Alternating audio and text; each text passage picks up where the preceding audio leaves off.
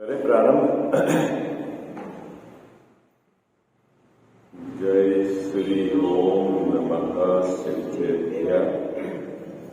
ओम नमः सिद्धेभ्यः।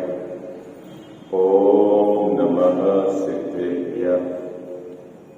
ओंकार बिंदु संयुक्तम् नित्यं ध्यायन्ति योगिनः कामदं मोक्षदं चैव।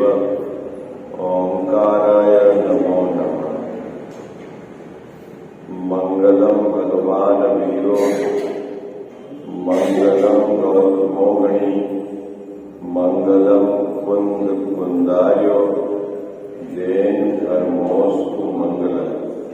सर्वमंगल मांगल्यम सर्वकल्याणकारकम् प्रधानां सर्वधर्माणां जैनं जयतु शासनम्। जैनं जयतु शासनम्। जैनं जयतु शासनम्। नमः श्री समयसाराय स्वानुभूत्याश्चकासते चित्स्वभावाय भावाय सर्वभावान्तरेषु। इस भवतरु कामोललिक जानौ मिथ्या कर निरमोल करिए मोक्ष। करिए मोक्ष। जय बोलो देव शास्त्र गुरु की।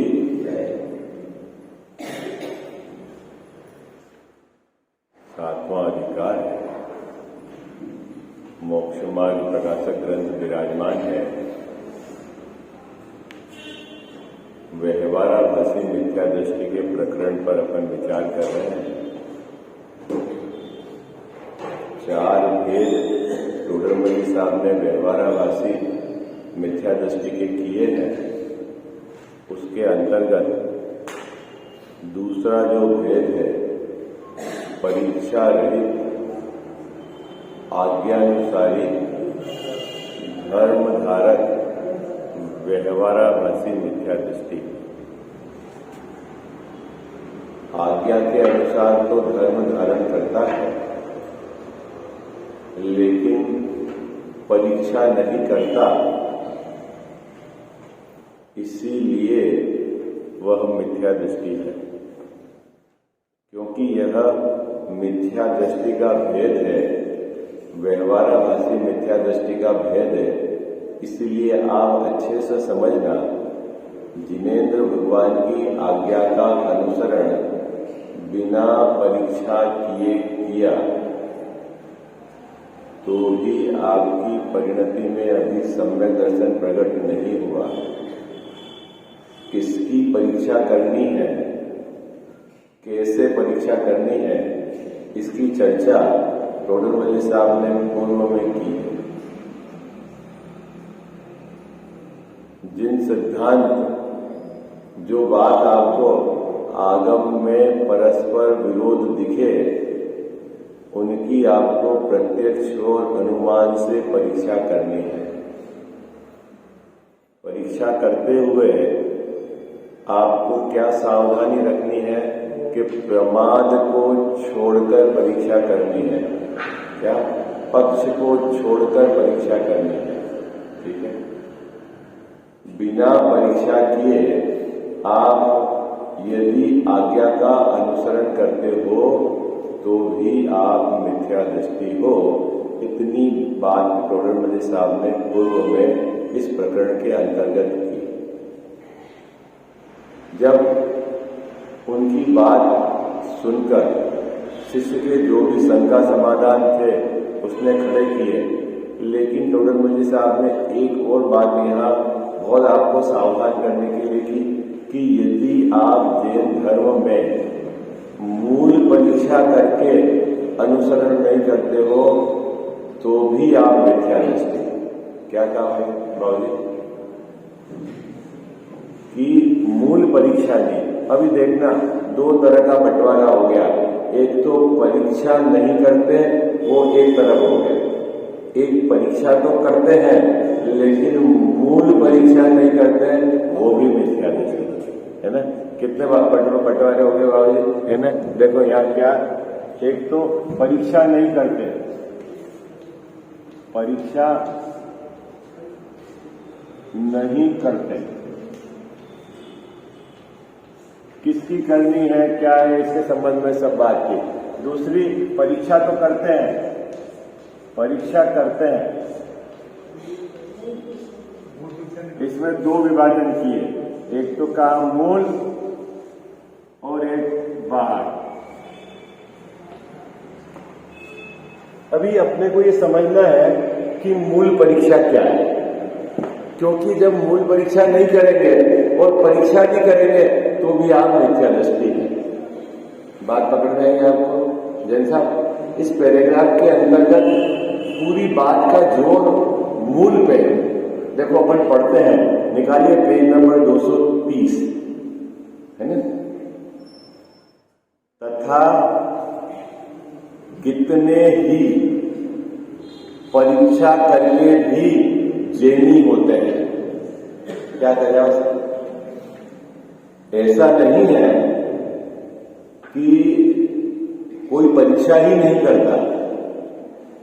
आज वर्तमान जगत में भी बहुत जीव जैन धर्म को अपनाते हैं, या आप कहते हैं कि हमारा धर्म सर्वोत्कृष्ट है ना बाबू जी, हमारा धर्म सर्वोत्कृष्ट है ना, है। अब मैं आपसे पूछता हूं कि आप किस आधार से कहते हैं? आपका आधार क्या है? आप दया को देख के कह रहे हो, आप सील को देख के कह रहे हो, आप संयम को देख के कह रहे हो, आप तप को देख के कह रहे हो।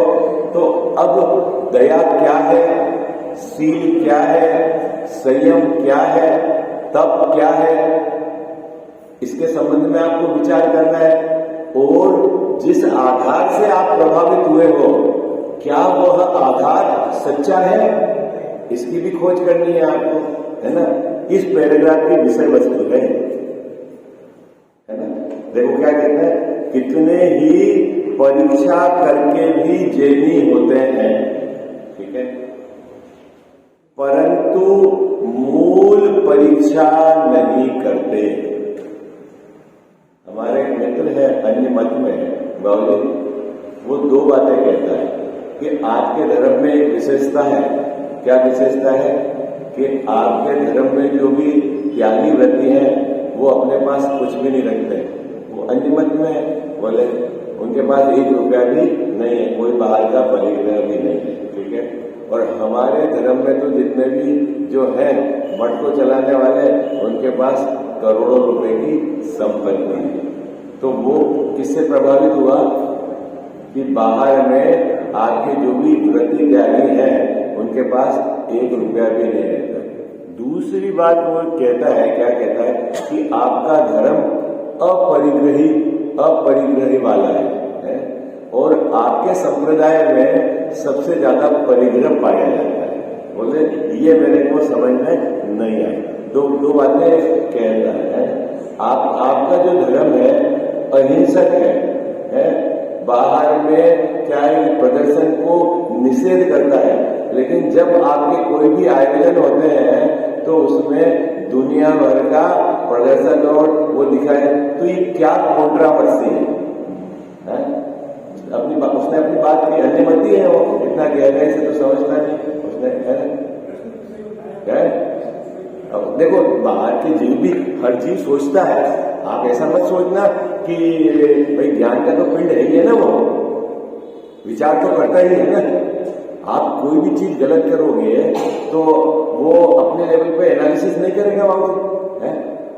आपका धर्म अहिंसक है और आपके धर्म की क्रियाओं में हिंसा होगी तो वो प्रश्न तो खड़ा कर सकता है ना। हाँ, तो यहां क्या कह रहे हैं, बहुत सारे जीव, जगत के जीव जैन धर्म में इसीलिए आए कि वो जैन धर्म परीक्षा करके आए, लेकिन प्रभावित किससे हुए कि देखो जैनियों की दया। क्या कया सर?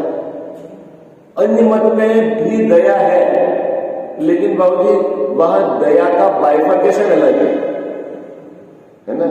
कोई गाय को बचाता है और अन्य जीव के प्रति दया नहीं है, कोई सुअर को बचाता है और अन्य जीव के प्रति दया नहीं है। लेकिन जैन धर्म क्या कहता है कि 6 काय के जीवों की रक्षा करनी है। क्या कहता है? अपने लिए तो सभी जीव उसकी रक्षा करनी है। एक बिंदु तो यह है, लेकिन टोडरमल साहब कह रहे हैं कि यदि तूने मात्र बाह्य दया से ही जैन धर्म को अपनाया तो ये तेरी मान्यता झूठी है। तो फिर और क्या दया होती है ये तो बताओ महाराज। भाई 6 काय के जीवों की रक्षा का भाव ये, लेकिन वो कहते हैं सबसे बड़ी दया तो तूने अपनी आत्मा की करी के नहीं। मुद्दा यह है क्या बाबूजी, क्या है दया? मतलब क्या?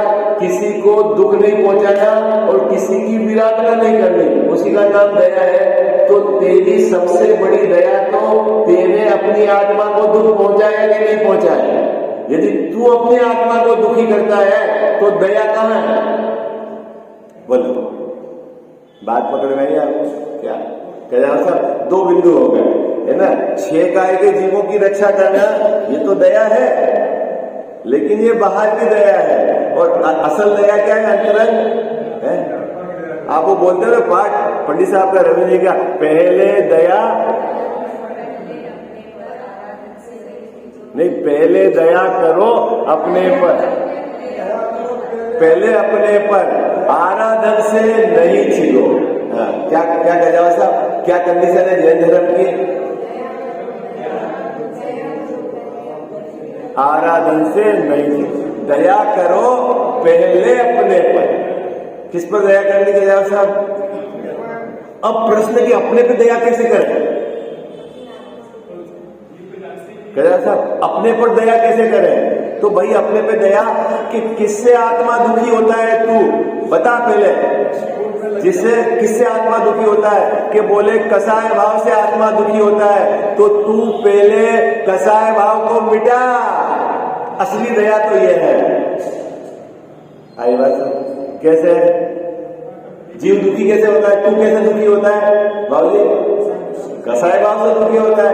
तो तू पहले तो कसाय भाव मिटा, और जब तेरी कसाय भाव मिटेगी तो निश्चित तौर पर बाहर में 6 काय के जीवों के प्रति भी तेरे सहज दया का भाव भूमिका के अनुसार होगा।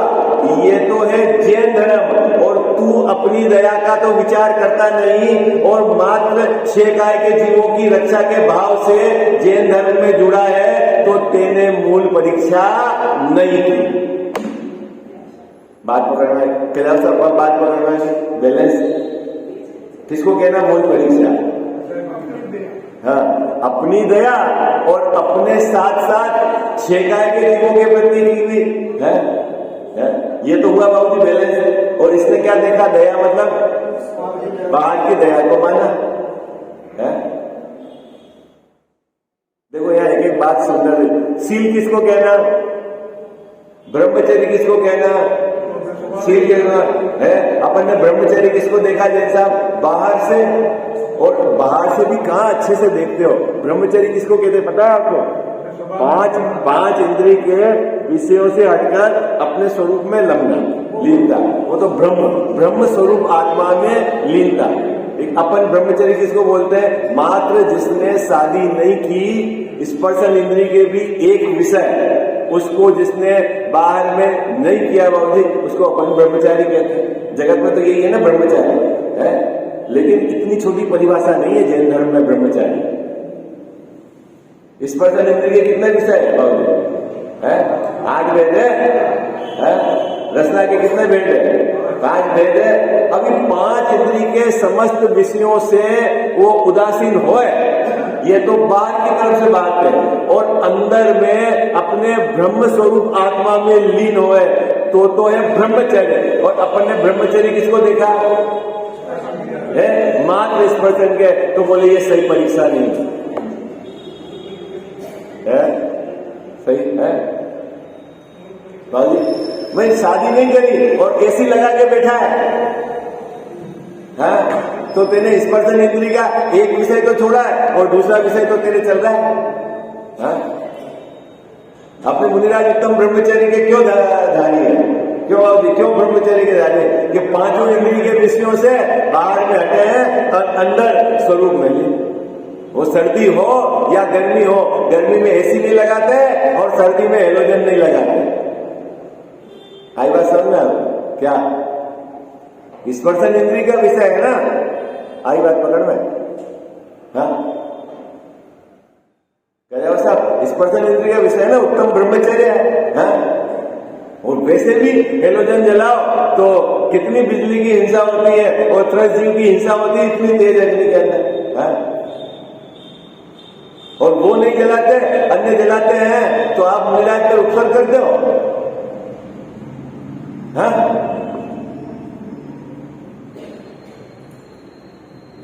बाबूजी उपसर्ग हुआ कि नहीं हुआ? बोले। हाँ? भाई मुनिराज ध्यान में है, तेज सर्दी है, आप कंबल उड़ा दो तो क्या होगा? बोलो सर्दी लग रही है क्या करें? वो तो नहीं मांग रहे, लेकिन तेरा सब आप उड़ा दो तो सही है कि गलत है? बोलो भाई जल्दी बोलो फटाफट। क्यों गलत है? क्यों गलत है? आपको तो अच्छी दया का भाव आ रहा है, इतनी सर्दी में आत्मा की आराधना कैसे करेंगे, ठंड लग रही है और वो तो अपने ध्यान में लीन है। आपने आके बाबूजी कंबल ओढ़ा दी, आपने तो उनमें दया करी ना। हाँ बोलो क्या करी? अच्छा कंबल ओढ़ाना उपसर्ग है और हेलोजन लगाना? हाँ?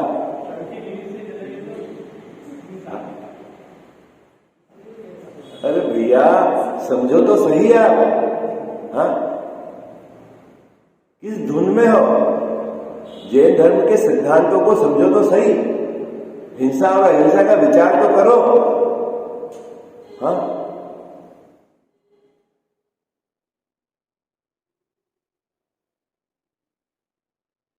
उनके शीत नाम का परिसर है कि नहीं? बोलो 22 परिसर जय होते हैं ना मुनिराज। शीत नाम के परिसर में क्या होता है? बोलो। हाँ? बाहर में तीव्र सर्दी हो तो भी वह अपने परिणाम को बिगड़ने नहीं देते, यही है ना। और आप ठंडी नहीं पड़ने दोगे तो फिर परिसर जय आप हुए कि मुनिराज हुए? बाबूजी हाँ कौन हुआ? बोलो भाई जल्दी बोलो। हाँ? गर्मी में तेज गर्मी हो और आप बढ़िया रूम एसी वाला दे दो तो क्या दिक्कत है बाबूजी? आपने तो सहयोगी करा ना धर्म के आराधना में। तो फिर परिसर जय किसको कहते हैं ये तो बताओ। हाँ? क्या जैसा? हाँ तभी तो वो परिसर जय है। क्षुधा त्रसा शीत उष्ण सब है। समझ तो जैसा किसको कहना? ब्रह्मचर्य। ब्रह्मचर्य किसको कहना? अंतर में अपना ब्रह्म स्वभाव, उसमें रमना, इसमें स्थिरता और बाहर में 5 इंद्रिय के विषयों से उनकी उदासीनता, ये तो है ब्रह्मचर्य। और आपने परीक्षा क्या करी कि मात्र बाहर में एक स्पर्शन इंद्रिय के एक विषय को वो भी अच्छी तरीके से परीक्षा नहीं करी।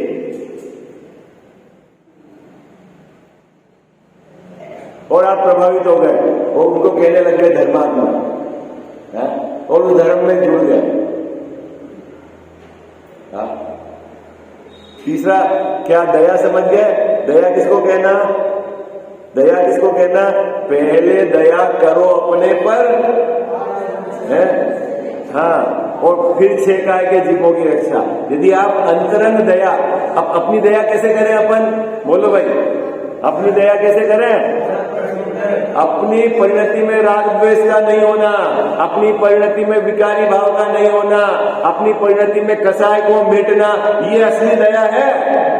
अगर इसके संबंध में आप विचार नहीं करते हो और मात्र बाहर में 6 गाय के जीवों की रक्षा की बात देखकर आप प्रभावित होते हो तो वह सही परीक्षा नहीं है। सील में भी समझ गए आप क्या? अब आगे क्या है? दया, सील। तप किसको कहना बाबू जी? बाहर में भोजन नहीं करना, उसकी वो देखकर आप अगर तपस्वी मानोगे तो अन्य मत में भी ऐसे बहुत मिल जाएंगे आपको। क्या कह रहा है? बहिरंग भोजन को छोड़ दिया सो तप है, और उसको देखकर प्रभावित हो गए तो अपने में भी मिल जाएंगे, श्वेतांबर संप्रदाय में भी मिल जाएंगे, और अन्य मत में भी मिल जाएंगे बहिरंग तप है। फिर असली क्या परीक्षा हुई? बोलो, किससे प्रभावित हुए आप? बाह्य तप को, तो वो असली परीक्षा नहीं हुई ना? नहीं हुई ना बाहर का भोजन है? बोलो भाई बोलो, क्यों? क्योंकि ये तो सभी संप्रदाय में होता है।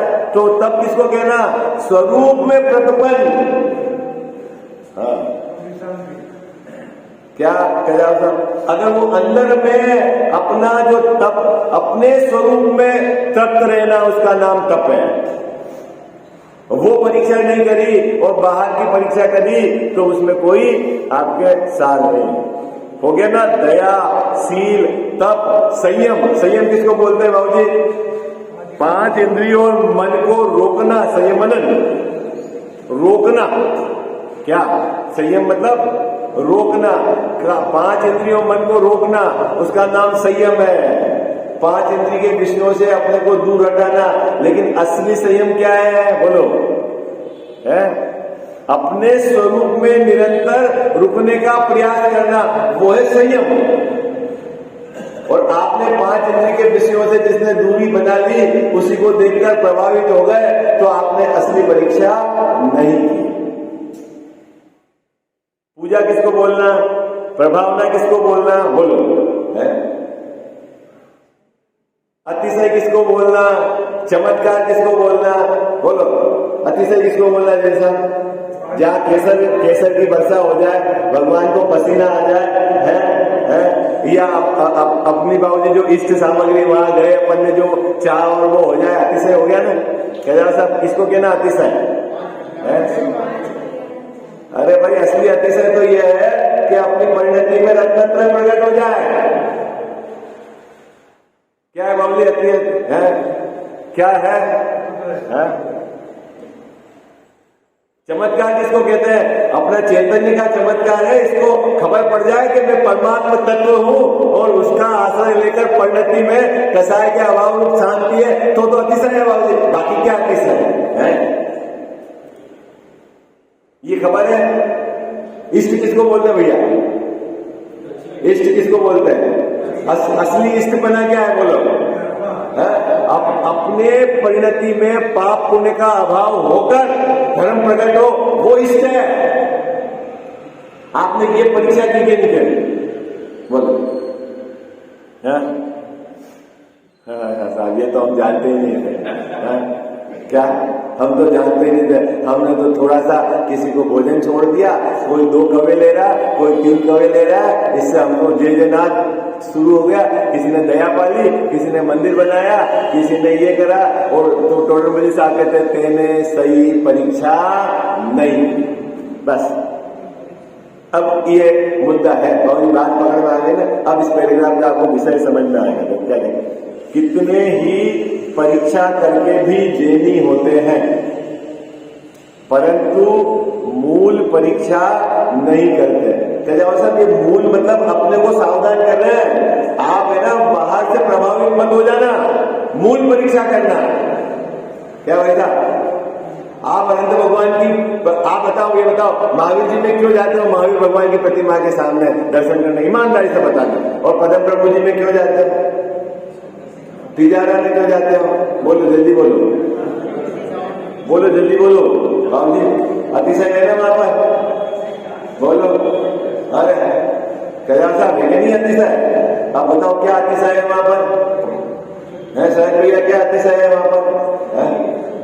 कया साहब क्या अतिशय है?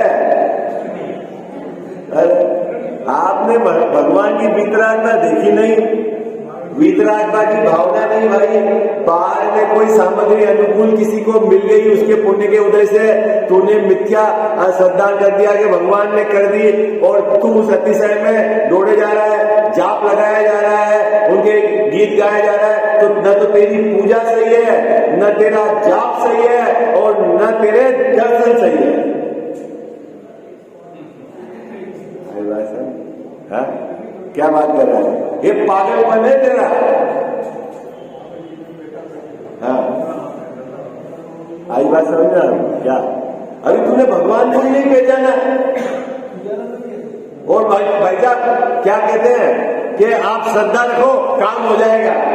क्या श्रद्धा रखें ये तो बता, कि हम ये श्रद्धा रखें कि हमारे भगवान कुछ करते रहते नहीं, ये श्रद्धा रखें कि भगवान कर देंगे, ये श्रद्धा रखें, ये बता क्या श्रद्धा रखो है? साहब क्या श्रद्धा रखो बोलो। हाँ बोलो। इस जीव, ईमानदारी से मैं आपको बताऊं, इस जीव को आत्मकल्याण की भावना है ही नहीं, 100% बात नहीं है। क्योंकि जो इसका गोल रहता है ना, वो हमेशा ऊर्ध्व रहता है। इसको बाहर की लौकिक व्यवस्था अपने अनुकूल बनी रहे, बस 24 घंटे ही इसी का चिंतन है, और येन केन प्रतारण उसको पूरा करने का ये उसका ये वो उपाय करता है। और एक बात पक्की है कि आपके विकल्प से बाहर में कुछ नहीं होता, ये तो आप नक्की रख लें। क्या कहा सर? आपके विकल्प से, आपकी बुद्धि से, आपके बहिरंग पुरुषार्थ से बाहर में एक भी सामग्री का न तो अनुकूल परिणमन हो सकता है, न प्रतिकूल परिणमन हो सकता है। वो सब उद्यादी है। क्या क्या है जैसा? हाँ हाँ, तो बस अपने को सुलझना ही है। यही तो सुलझ अपने को करना क्या है भाई? बाबूजी परेशानी इस जीव को मिथ्या कर्तव्य की है ना? देखो एक बात बताता हूं, मैं आपको बताता हूं, दुख का लक्षण क्या पढ़ा आपने छड़ाला में? है आकुलता, है ना? आकुलता दुख का लक्षण क्या पढ़ा बाबूजी? है जहां भी आकुलता है वह दुख का लक्षण है ना?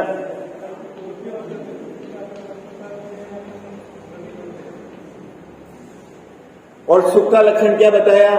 निराकुलता। ठीक है, अब आकुलता चाहे पूजा करने की हो, चाहे आपको व्रत करने की हो, चाहे दुकान खोलने की हो, आकुलता तो आकुलता है भाई साहब। बात पता नहीं आप आकुल भाई, मकान बनाने की आकुलता हो तो आकुलता है, मंदिर बनाने की आकुलता हो तो आकुलता है। आकुलता तो है ना। अभी आप इसका उद्देश्य पाप में, इसका उद्देश्य अभी मन कसा है जीवन, अभी ये तो आकुलता है ना। अभी प्रश्न ये कि निराकुलता कैसे होगा? मुद्दा क्या है कि आकुलता का सबसे बड़ा लक्षण है कि ये जीव परद्रव्य में और अपने में अपने अनुसार परिणमन कराना चाहता है। क्या किस में? परद्रव्य में और अपने स्वद्रव्य में, दो जगह ये अपने अनुसार परिणमन कराना चाहता है। जगत के जितने भी परद्रव्य हैं, है ना, जिसको ये इष्ट मानता है वो अपने अनुसार चले, अनिष्ट है वो अपने अनुसार हट जाए, इसके 24 घंटे ये उपाय चलता है। ठीक है, और थोड़ा बहुत धर्म के क्षेत्र में आया तो उसको क्या आकुलता होती, ओ मेरे को ये कसाई क्यों आ गई, ओ मेरे को ये भाव क्यों आ गए, मेरे को तो ये भाव नहीं आने चाहिए। अपने पर्याय में वो निरंतर ये भाव नहीं होने चाहिए, ये भाव होने चाहिए। अपने स्वद्रव्य में ये कुछ न कुछ करने का चलता है। तो वहां पे भी इसकी आकुलता है। कहाँ आकुलता है? कहाँ आकुलता है? परद्रव्य में कुछ करना और स्वद्रव्य। अभी इसका एक छोटा सा फार्मूला है, देखो उसको आप गले में उतार लेना, बीमारी मिट जाएगी। ठीक है, परद्रव्य में तो तू कुछ कर ही नहीं सकता, ऐसी व्यवस्था ही नहीं। क्या बाबूजी? परद्रव्य में तू कुछ कर ही नहीं सकता। क्या बात करते हो? मैंने बच्चा बड़ा नहीं किया, मैंने उसके लिए मकान नहीं बनाया, 50 वर्ष से सुबह से शाम तक काम करते हो और आप कह रहे कुछ नहीं कर। हाँ, तू कुछ नहीं कर सकता है, पहले तू ये नक्की कर। आज भी तू 100 चीज करने की सोचता है, उसमें से एक होए नहीं होए, लेकिन तू करना बनता है, होता तो अपने आप है। पहले की नक्की कर। क्या कौन सब्जी बढ़िया बनाता है? कौन बेसन चटनी बढ़िया बनाता है? कौन मैसूर पाक बढ़िया बनाता है? बोलो, कौन बनाता है? अरे बोलो, कौन बनाता है? बोलो ना। कौन शरीर स्वस्थ रखता है बाबूजी? है, सुबह उठते हैं, हम घूमने जाते हैं, योगा करते हैं, बिल्कुल है, नहीं कर जाओ। कौन करता है? पहले ये नक्की कर लो कि पढ़ने का मैं कुछ कर ही नहीं सकता है। ये बात गले उतर गई आपके। और अपने स्वधर्म में 2 विभाजन है। एक तो अपना है द्रव्य स्वभाव, इसमें तो कुछ करना है ही नहीं, ये तो परिपूर्ण है। और एक पर्याय स्वभाव, इसमें पर्याय क्रमबद्ध है, इसमें तू आगे पीछे नहीं कर सकता। अब तेरे पास क्या जगह है? पर्याय भी अपना आप अपना क्रम नहीं है। और जब तेरे को ये बात समझ में आ जाएगी कि पर्यावरण में कुछ नहीं कर सकता और अपनी पर्याय क्रम नियमित है, क्रमबद्ध है, तो तू सहज उदासीन हो जाता है। उसका नाम सहजता है, उसका नाम समाधि है, उसका नाम धर्म है, उसका नाम निराकुलता है। आई बात समझ? अब आपको धर्म प्रकट करना है तो क्या करना है? बोलो, धर्म प्रकट करना है तो क्या करना है? कुछ भी जैसे आप चेंज करने नहीं, मेरे ये गे होना चाहिए, ये गे नहीं होना चाहिए, ऐसा होना है, कुछ नहीं। जो हो रहा है मेरे ज्ञान का, जो गे हो रहा है। अब जो उसमें कुछ करने का भाव नहीं हो, बस सहज है, सरल काम हो। बोलो, है? आप घर पे कह के आए हो कि आज तो मक्की की रोटी बनाना है ना, और आप गए और गेहूं की रोटी मिली, तो क्या करना है? किसने बना दी? बोलो भाई, किसने बना दी? साहब किसने बना दी? जी बाबू जी किसने बना दी? अरे सहज परिणाम है, ये याद रहेगा आपको? अरे बोलो, याद रहेगा? अरे वो तो सब है ही ऐसा, आपको ये याद रहेगा। किसी ने गाली दे दी तो गजाव साहब सहज, किसी ने प्रशंसा कर दी तो सहज, शरीर में बीमारी आ गई तो उसका सहज परिणाम ठीक हो गया तो सहज, जैसा मकान बन गया तो ठीक, नहीं बना तो ठीक, सेवा कर दी तो ठीक, नहीं करी तो ठीक, जो होना है वो तो सब व्यवस्थित है। अच्छा साहब, नहीं, ऐसा नहीं हो सकता, हम व्यवस्थित चलाएंगे विश्व को। चलो अपन एक प्रयोग करते हैं कि सबकी इच्छा के अनुसार जगत में परिणमन होने लग जाए। ऐसा अपन करते हैं नहीं, अगर होने लग जाए तो क्या हो? अभी वो आप सोचो कि बहू सुबह 5 बजे उठे और बहू सोचे कि दादाजी चुपचाप रहे, अब बताओ कैसे परिणमन होगा? बोलो, है ऐसे बैठेगा? है क्या करना गया साहब? दादाजी तो 5 बजे उठ जाते हैं, बहुत 6 बजे उठते हैं। अरे वो तो अरे मैं कह रहा हूँ यार, तो बात है ना। तो अभी क्या परेशानी है? इस जीव की सबसे बड़ी परेशानी क्या है कि ये पूरे जगत का परिणमन जो वास्तव में स्वतंत्र निरपेक्ष है, ये जबरदस्ती उसमें करने का भाव रख के दुखी होता है। उसके भाव से बाहर में कुछ होता नहीं है। हाँ, होवे तो बात अलग है, होता कुछ नहीं है, लेकिन ये करने के भाव से दुखी है। हाँ, नहीं विकल्प करता है, अड़ावे में क्या हुआ सिर्फ कि ऐसा हो, ऐसा हो, ऐसा हो। अब आपको इतना सा फार्मूला रखना है याद कि होता जगत है।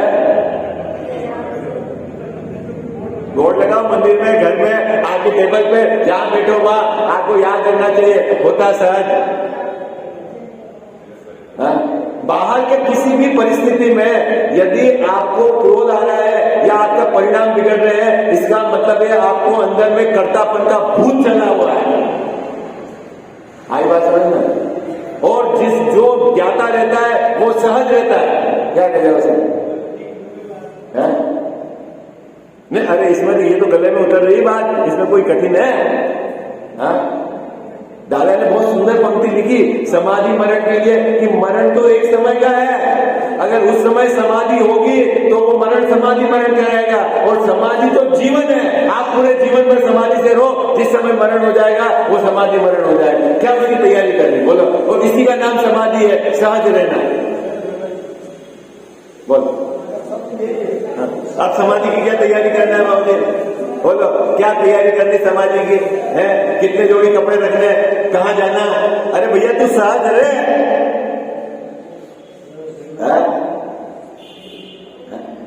क्या दिक्कत है भाई? साहब कोई प्रॉब्लम है सहज रहने में?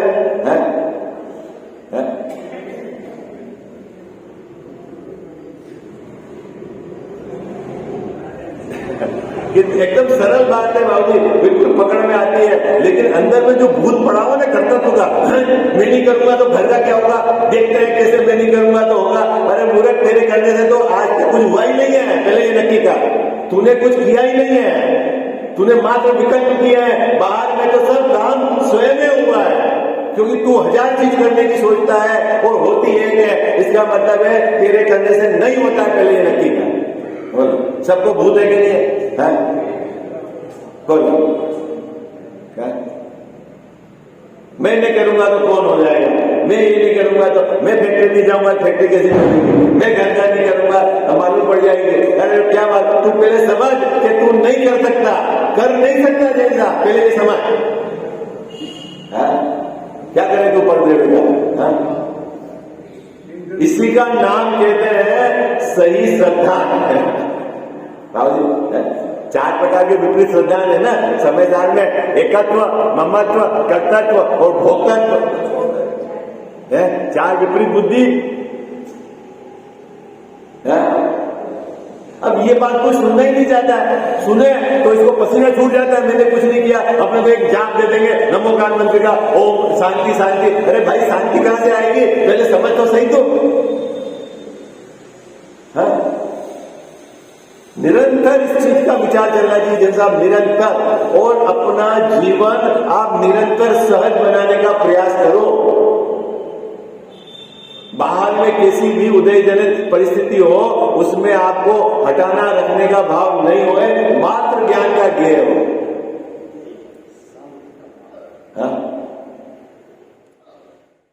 कौन परेशान कर सकता है आपको, बताओ? कौन करे परेशान बाबूजी आपको? स्वयं हो परेशान और माथे दूसरे के हैं, और यदि स्वयं शांत रहे तो पूरा 3 लोग मिलके सामने परेशान करने आएंगे। आप परेशान नहीं हो सकते, ये तो आपकी ताकत है। कौन दुखी कर सकता है बाबू अपने? कर्म का उदय, अरे कैसा भी उदय आ जाए, तू यदि दुखी नहीं होना चाहे तो तेरे पास 24 घंटे पावर है बाबूजी, है कि नहीं पावर? क्या करे कर्म है? साहब उदय विपरीत आ जाए, बच्चा ऐसा है, बच्चा नालायक है, सेवा नहीं कर रहा है। अरे तू भले वो सेवा नहीं करे, लेकिन उसके सेवा नहीं करने के काल में भी तू दुखी नहीं होना चाहे तो नहीं हो सकता, ये तेरे पास पावर है। क्या ऐसा? सामने वाला गाली दे रहा है, तेरे पाप का उदय है, लेकिन उसके गाली देने के काल में भी तू दुखी नहीं होना चाहे, ये तेरे पास पावर है।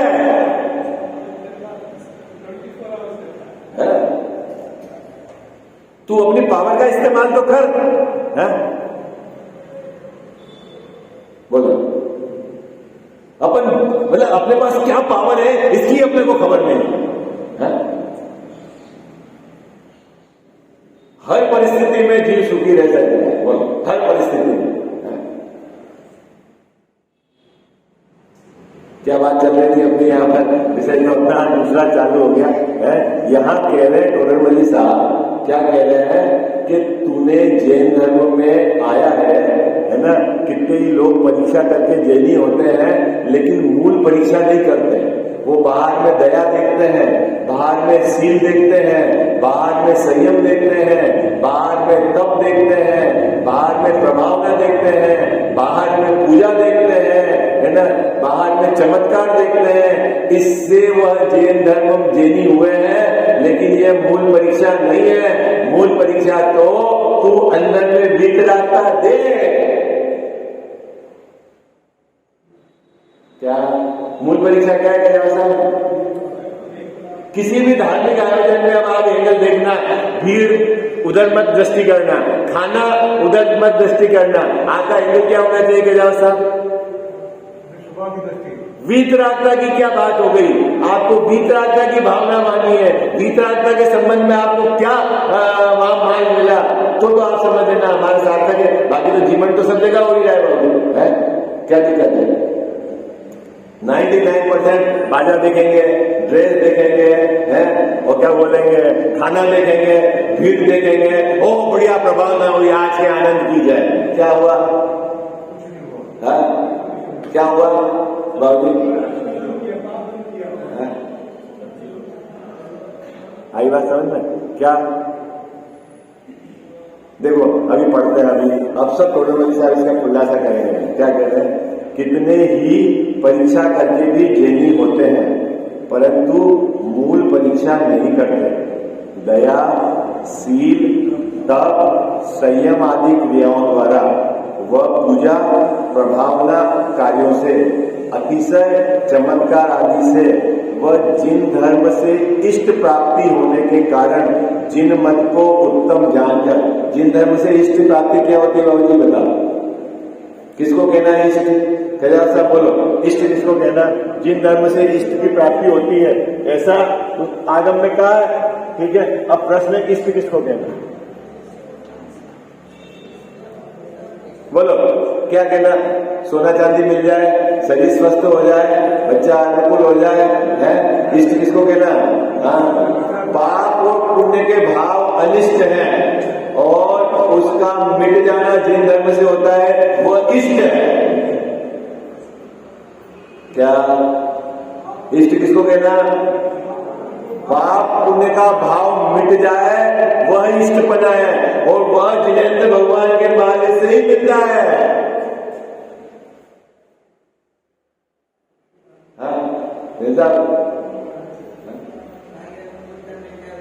हाँ अपने लिए तो भाई। और फिर अपन वो पाठ बोलते हैं, इष्ट अनिष्ट न जग में कोई, ये क्या बोलते हैं?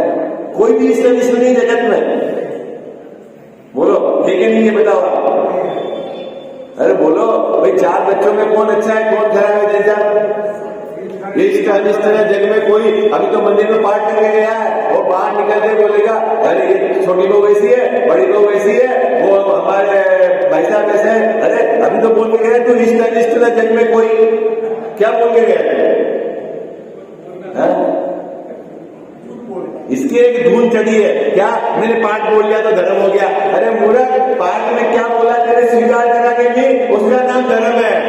पाठ बोलने का नाम तो तोता भी बोल सकता है, टेप रिकॉर्ड भी बोलती है। क्या आई बात समझ? किसको धर्म? हाँ है हाँ, पर उसमें जो बात कही जा रही है उसको विचार करके अपने जीवन में उतारो तो सही। हाँ कि सिर्फ बिल्कुल रट लिया। देखो क्या कहते हैं, इष्ट अभ्यास रहेगा आपको, जिन धर्मों से इष्ट प्राप्ति होती है। इष्ट प्राप्ति किसको कहना चाहिए साहब? अनुकूल सामग्री नहीं, सामग्री में तो तूने अपनी कल्पना से अनुकूलता प्रतिकूलता डाली है, सामग्री तो सामग्री है। तो असली इष्ट बना क्या है कि पाप पुण्य के भाव अनिष्ट भाव है वो मिट जाए, वो इष्ट बना है। याद रहेगा आपको ये, जिन धर्म से इष्ट प्राप्ति होने के कारण जिन मत को उत्तम जानकर प्रीतिमंत होकर जैनी होते हैं, सो अन्य मतों में भी ये कार्य तो पाए जाते हैं। जैसा अन्य मतों में भी दिखा, दया मिल जाएगी, शील मिल जाएगा, संयम मिल जाएगी, है ना, तप मिल जाएगा, तो फिर तेरे में और उनमें क्या अंतर है? तो सेम है के दोनों? नहीं, अंतर तो है, ठीक है ना। तो क्या अंतर है अब उसकी कल चर्चा करेंगे।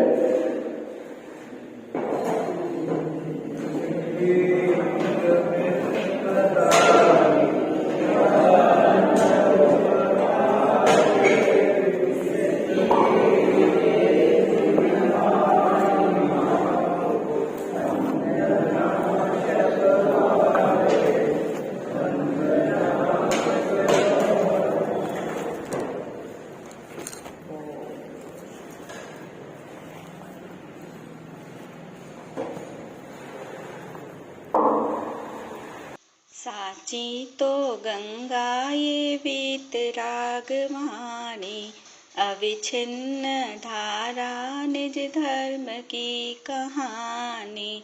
जामे अति ही विमल अगाध ज्ञान प्राणी, जहाँ नहीं संशयादि पंक की निशानी। साची तो गंगा ये वीतराग वाणी, अविच्छिन्न धारा निज धर्म की कहानी। सप्तभंग जहाँ तरंग उछलत सुखदानी, संत चित मृणाल वृंद रमे नित्य ज्ञानी। साची तो गंगा यह वीतराग वाणी, अविच्छिन्न धारा निज धर्म की कहानी। जाके अवगाहन ते शुद्ध होए प्राणी, भाग चंद निहचे घट माहिया प्रमाणी। साची तो गंगा ये वीतराग वाणी, अविच्छिन्न धारा निज धर्म की कहानी। जा वाणी के ज्ञान ते सूझे लोकालोक, सो वाणी मस्तक चढ़ो सदा देत हूँ धोख।